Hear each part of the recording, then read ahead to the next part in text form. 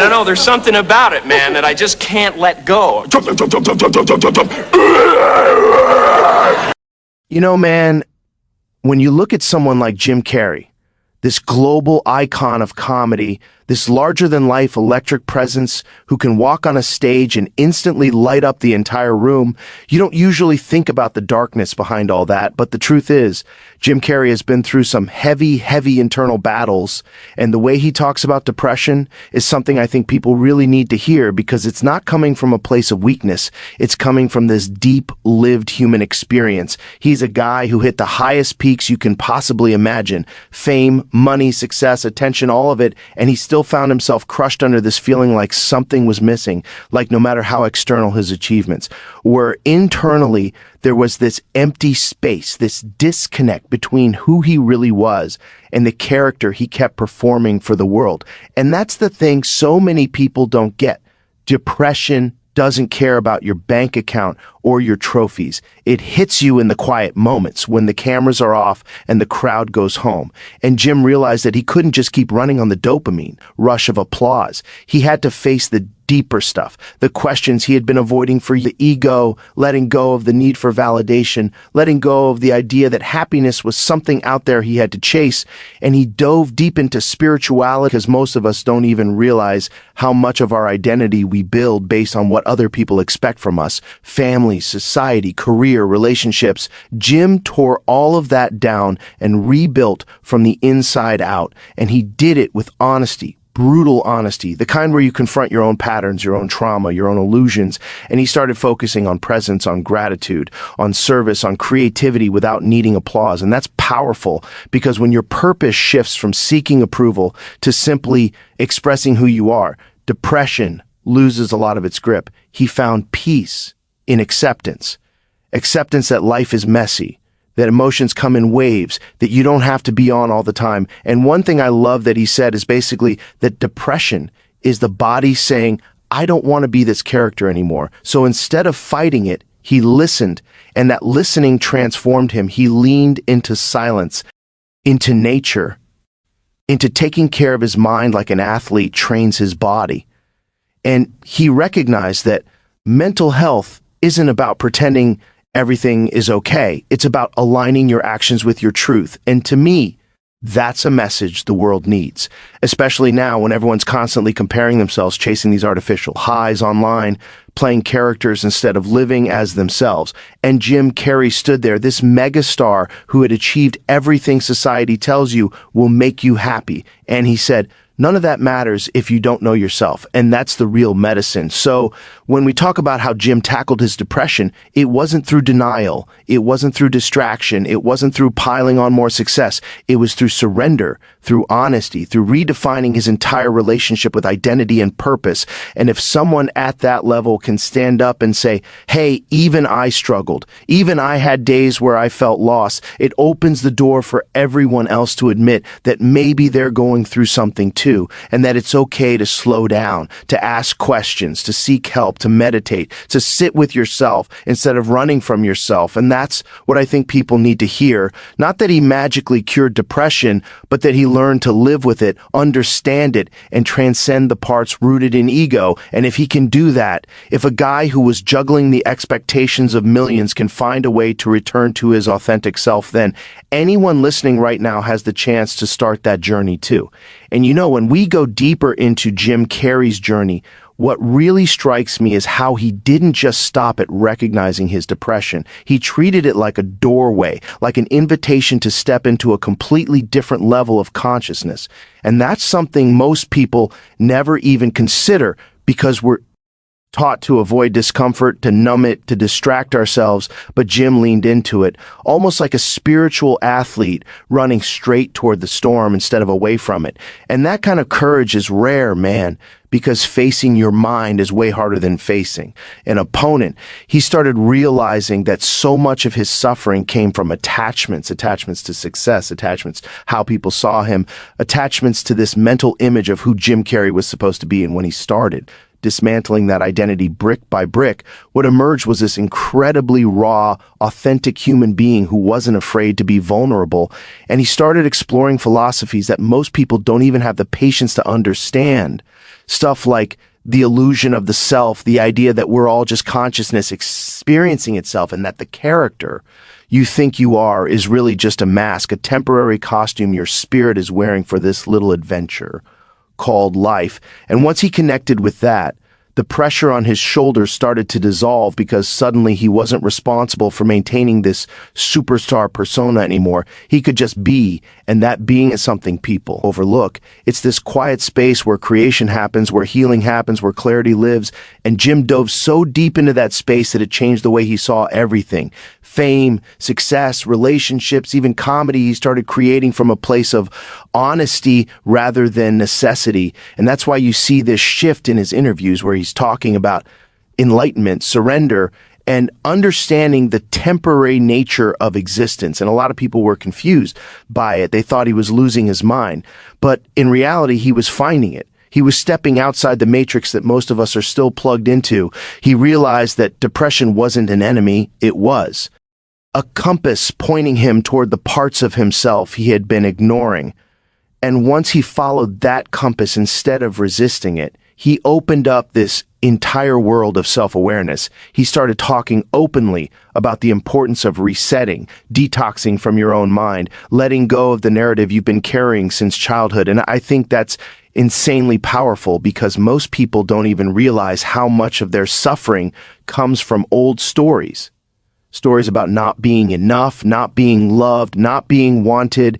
And Jim confronted those stories head on. He dissected them, questioned them, and eventually replaced them with a new understanding that peace isn't something you chase, it's something you allow. It's not about stacking more accomplishments or proving your worth to the world. It's about stepping out of the mental loop that keeps telling you to run faster, do more, be more. He learned to slow down, to breathe, to appreciate the moment. And once he did, the weight he'd been carrying for decades suddenly didn't feel so heavy. He also got into this idea of choosing your thoughts the way you choose your clothes, recognizing that not every thought deserves your attention. And once he developed that mental discipline, depression stopped being this giant monster chasing him and became more like a smoke signal, something he could observe without being consumed by it. And honestly, man, the way he expresses this stuff is beautiful, because he doesn't talk like some guru on a mountain. He talks like a guy who's been through the mud, who felt the darkness firsthand, who knows what hopelessness feels like. And that's why his message hits so hard. He's not preaching, he's sharing. And that vulnerability is what inspires people. It's what makes others feel like they're not alone in their battles. And Jim didn't just use philosophy and meditation, he also leaned into creativity. Painting for hours, letting his emotions spill onto canvases, using art as a form of therapy. And that's something I always talk about. Human beings need expression. We need outlets. We need to get what's inside of us out into the world, or rots us from the inside. And Jim transformed his pain into color, into movement, into something meaningful. And that act of creation was part of his healing, part of his rebirth. He also simplified his life, cut out the noise, removed the people who drained him, focused on authenticity, on relationships that nourished him instead of feeding the persona. And I think that's something everyone can learn from. The environment around you shapes your mental state. And if you're constantly surrounded by chaos, drama, or pressure, it's going to amplify your inner struggles. But if you surround yourself with calm, with people who understand you, with meaningful routines that keep you grounded, you create space for healing. And Jim created that space. He protected it. He honored it. And because of that, he was able to rebuild himself from the inside out. And the wildest part is that he doesn't claim to be cured. He doesn't pretend depression disappeared. He just learned how to live with it in a way that doesn't destroy him, in a way that turns pain into perspective and struggle into wisdom. And to me, that's the most important message of all. Healing isn't about becoming flawless. It's about becoming conscious, becoming aware, becoming aligned with who you really are. And Jim Carrey's journey is proof that no matter how dark things get, no matter how successful or broken you feel, there's always a path forward if you're willing to let go, face yourself, and step into a deeper understanding of existence. And you know, when you really sit with Jim Carrey's evolution, when you zoom out and look at the bigger picture of his mental, emotional, and spiritual transformation, it becomes clear that he didn't just overcome depression. He used it as a catalyst to completely reinvent his understanding of life, almost like the universe forced him to break down so he could rebuild with stronger foundations. And that's something a lot of people don't realize. Sometimes the darkest chapters of your life are actually the beginning of your awakening, and Jim embodies that. He talks about this idea that we're all living inside stories we didn't write, narratives passed down from childhood, society, culture, and instead of just accepting those stories, he started questioning everything, his beliefs, his habits, his goals, his identity, and that questioning opened up this incredible inner landscape that most people never explore because they're afraid of what they might find if they stop distracting themselves. But Jim stopped running. He stopped masking the pain with humor or performance. He sat in silence. He faced the uncomfortable truths, and that's where the transformation began. He realized that depression wasn't just emotional, it was existential. It was the collapse of a persona he had outgrown. And once he recognized that, he stopped treating it like an enemy and started treating it like a teacher. And that's such a powerful shift, man, because when you stop resisting, the suffering loses its sharpness. He began embracing this idea of ego death, not in a dramatic or destructive way, but in the sense of letting the false self dissolve so the real self could step forward. And that process changed the way he moved through the world, the way he created art, the way he connected with people. He started valuing presence over performance, authenticity over approval, meaning over achievement. And once he shifted those values, everything around him started aligning differently. He found himself trusting life more, surrendering more, letting go of the impossible expectations that had crushed him for years. And instead of trying to control everything, he began flowing with situations, responding instead of reacting, observing instead of absorbing. And the craziest part is how this inner shift affected his outer world.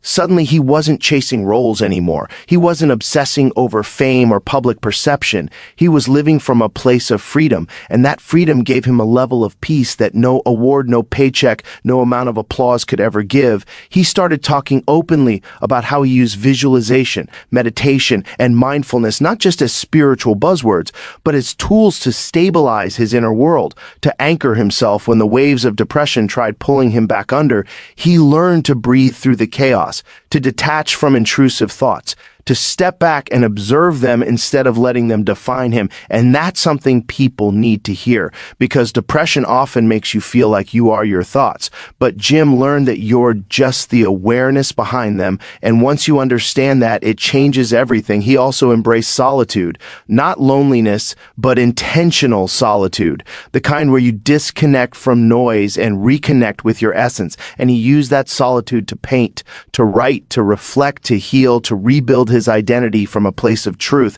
And one of the most inspiring parts of his journey is how he started prioritizing emotional honesty in his relationships, choosing people who nourished his soul instead of feeding his ego. And that shift alone can be transformative, because the people you surround yourself with either amplify your darkness or help you climb out of it. Jim chose people who understood him, who didn't need him to perform, who valued the human behind the fame. And that authentic connection became a huge part of his healing. But even beyond that, he began embracing gratitude in a way that wasn't forced or superficial. He learned to notice small moments, simple joys, the beauty in imperfection, and that gratitude became a lens that softened the intensity of his inner storms. And another major part of his transformation was purpose. He stopped chasing goals that drained him and started pursuing endeavors that expanded him, like philanthropy, spiritual teaching, artistic expression, and simply being present with people. He understood deeply that depression often grows in the soil of misaligned purpose, and once he realigned his life with what actually mattered, the heaviness started to lift. And that's the message I think everyone needs to take from Jim Carrey's story. You don't heal by becoming someone new, you heal by removing everything that isn't you, old beliefs, old identities, old expectations, old wounds, and allowing your true self to emerge. You heal by slowing down, by listening, by reconnecting with your inner world, by letting go of the ego's constant need for validation. You heal by choosing honesty over denial, presence over distraction, surrender over control. And Jim Carrey's journey proves that even in the deepest darkness, transformation is possible, peace is possible, clarity is possible. And if someone who lived under the pressure of global stardom could find a way to climb out of that internal pit, then anyone listening right now can start that journey too. one honest step at a time.